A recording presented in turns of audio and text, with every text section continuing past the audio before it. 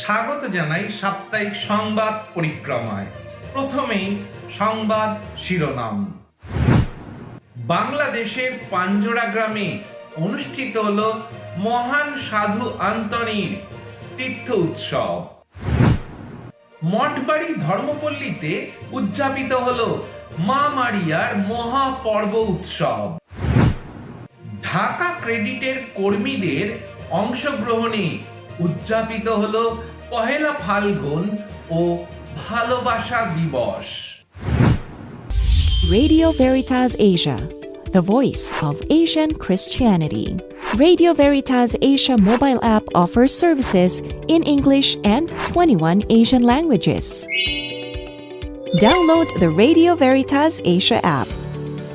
To get more videos from Radio Veritas Asia, comment, like, and share.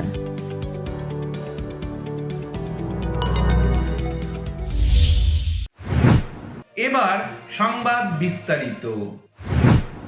গত 6 ফেব্রুয়ারি বাংলাদেশের গাজীপুর জেলার কালীগঞ্জের পাঞ্জোরা গ্রামে প্রতি বছরের ন্যায় এবারও বিপুল উৎসাহ উদ্দীপনায় ও ধর্মীয় ভাবগাম্ভীর্যতায় অনুষ্ঠিত হল মহান সাধু আন্তনির তীর্থ উৎসব। 9 দিন ব্যাপী নভেনা প্রার্থনা ও খ্রিস্টজাগ উৎসর্গের মধ্য দিয়ে উদযাপিত হয় সাধু আন্তনির তীর্থ উৎসব। এতে বিপুল সংখ্যক ভক্তরা যোগ দিয়েছিলেন। এই তীর্থ উৎসবকে কেন্দ্র করে 2টি খ্রিস্টজাগ অনুষ্ঠিত হয়।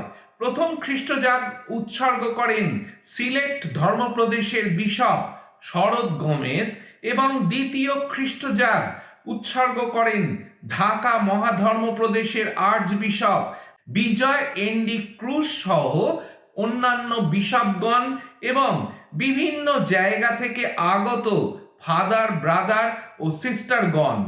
পবিত্র খ্রিস্টজাগের উপদেশ বাণীতে আর্চবিশপ বিজয় এনডি ক্রুজ বলেন, সাধু আন্তনির যে প্রবল ইচ্ছা ছিল যিশুকে পাওয়ার, আমাদেরও উচিত জীবনে পরিপূর্ণতা আনতে তাঁর শিক্ষা অনুযায়ী জীবন যাপন করা। উল্লেখ্য, বাংলাদেশের মধ্যে সবচেয়ে বড় তীর্থস্থান হল এই নাগরীর পাঞ্জোরা। আনুমানিক 1663 সাল থেকে এই পাঞ্জোরা গ্রামে সাধু আন্তনির স্মরণে তীর্থোৎসব উদযাপন শুরু হয়, যা আজও চলমান আছে।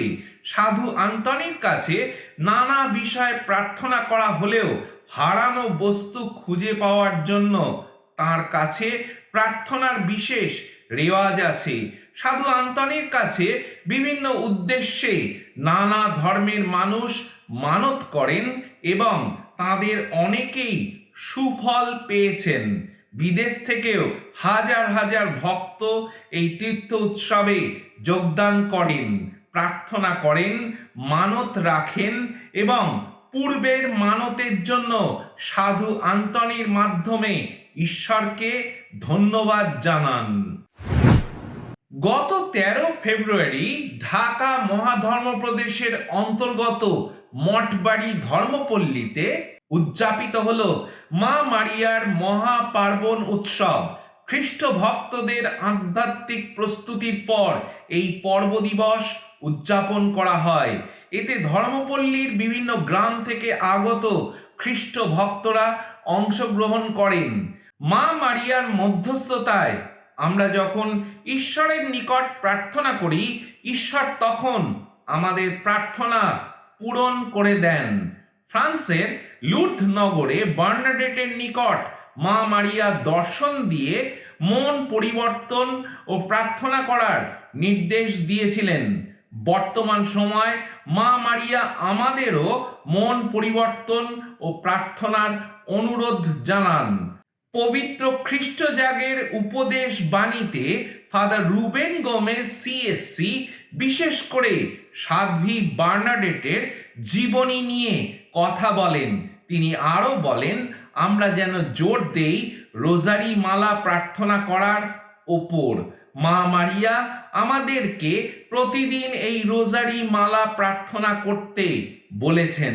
খ্রিস্ট জাগের শেষে সকলকে পবিত্র তেল দিয়ে ক্রুশের চিহ্ন করে আশীর্বাদ করা হয়।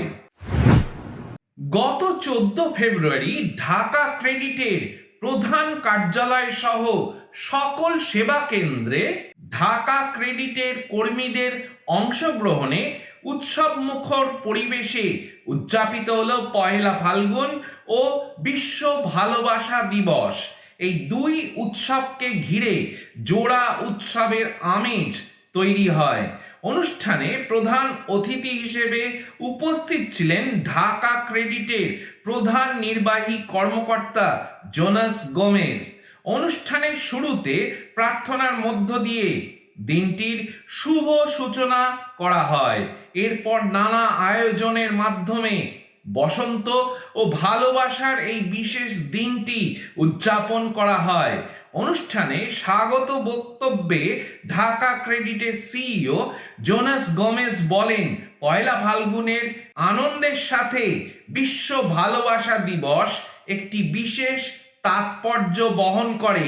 সেন্ট ভ্যালেন্টাইনের জীবনাদর্শ তুলে ধরে তিনি বলেন, আজকের দিনে আমরা প্রতিজ্ঞা করি পারস্পরিক ভালোবাসা, শ্রদ্ধা ও সহযোগিতার মাধ্যমে নিজের কাজকে ভালোবেসে প্রতিষ্ঠানকে এগিয়ে নিয়ে যাব।